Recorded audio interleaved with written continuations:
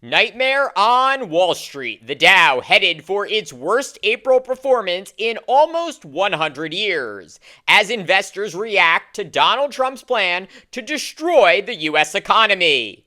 Welcome to the No Spin Zone. Graphs Grievances starts right now.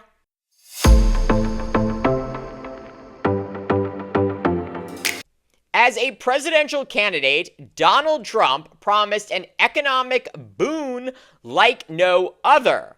At a rally in October of 2024, he declared, quote, "We will begin a new era of soaring incomes, skyrocketing wealth, millions and millions of new jobs, and a booming middle class. We are going to boom like we've never boomed before." Well, how's that going, Donald?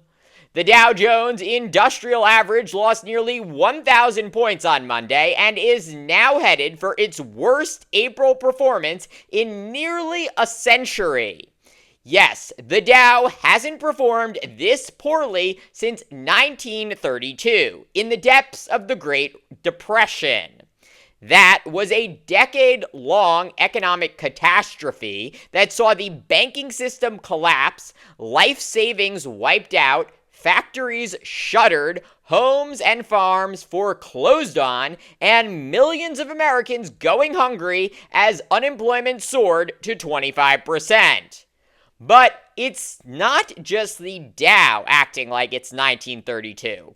The S&P 500 is now on track for the worst performance under any president since Inauguration Day, going all the way back to 1928.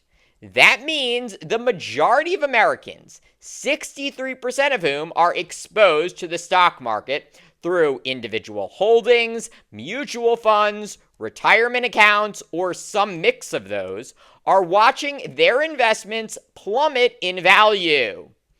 And while I generally think it's unfair to blame the President of the United States for day-to-day market moves or global economic cycles, what we're experiencing now, this nightmare on Wall Street, is indisputably entirely the fault of Donald Trump. When former President Joe Biden left office just 3 months ago, the U.S. economy was the envy of the world. Record low unemployment, historic job creation, moderate economic growth, and an inflation rate that, while still above target, was steadily declining. So, what changed in just 3 months to derail America's economic fortunes? First, Trump announced massive new tariffs on virtually every country in the world.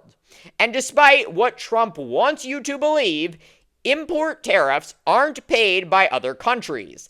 They're paid by American consumers buying goods made overseas and sold here in the U.S. In short, Trump's tariffs make nearly everything Americans buy more expensive. When goods and services cost more, people buy less. When people buy less, the economy slows down. And when the economy slows down, corporate profits fall, and the value of companies drops.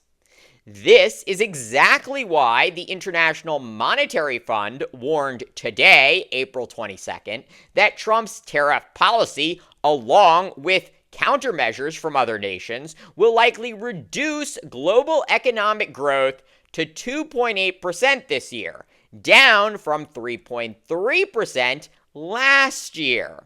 The IMF also forecasting that the U.S. economy will slow even further, growing just 1.8% in 2025 compared with 2.8% in 2024. And look, I get it. Those might sound like small numbers, but in reality, we're talking about trillions of dollars in wealth being wiped out globally and critically here at home because of Trump's tariffs. That looming destruction of wealth is why both JP Morgan and Goldman Sachs are now predicting a recession in America over the next year. And I wish I could offer you a logical explanation for why Trump is so determined to impose these tariffs, despite the real economic damage they're already causing. But the administration has provided no coherent rationale.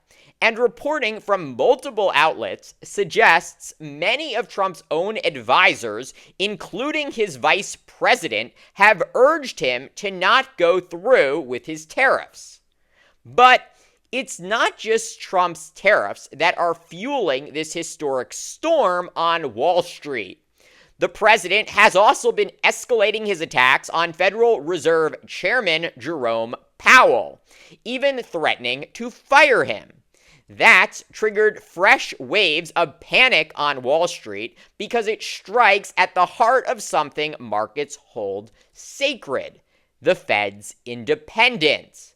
Investors expect the central bank to make decisions based on data, not politics. If Trump were to remove Powell simply for not going along with his agenda, it would suggest that monetary policy is no longer insulated from the White House, that it's being bent for political gain.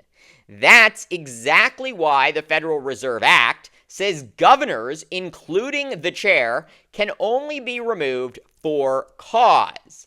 But many on Wall Street fear Trump might ignore that law altogether, daring anyone to stop him. In a social media post on Monday, Trump doubled down, repeating his demand that the Fed cut interest rates immediately. Quote, "There is virtually no inflation," he wrote, blasting Powell as Mr. Too Late and a, quote, "major loser." Trump went even further, accusing the Fed of playing politics by lowering interest rates last fall to help Biden win re-election.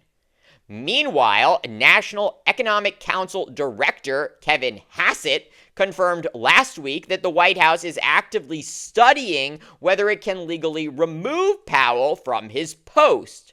For the record, they can't legally, not unless there's evidence of malfeasance, which no one has alleged. And Powell, who was appointed by Trump himself back in 2017, has made clear he's not going anywhere and intends to serve out his full 14-year term. Nevertheless, Wall Street remains unconvinced, and combined with Trump's new tariffs, markets are clearly unhappy with Trump's stewardship of the economy. This moment captures a fundamental challenge for Trump. He's a carnival-barking showman who makes absolute, sweeping promises he can't possibly keep. Yet he keeps conning voters, either because they're not well-informed enough to separate fact from fiction, or because they think they're smart enough to outmaneuver him rather than face accountability under Democrats. But unlike people, markets are rational. They know tariffs are taxes, and taxes are anti-growth. In just 3 months, Donald Trump has managed to shake investor confidence, spark fears of a recession, and threaten the independence of America's central bank. His reckless economic policies and authoritarian instincts aren't just bad politics. They're bad for your wallet, your retirement, and the long-term stability of the U.S. economy. Wall Street sees through the bluster. When will Republicans? Thank you for watching Graph's Grievances. Let me know what you think. Please like, subscribe, share, and join me tomorrow for more.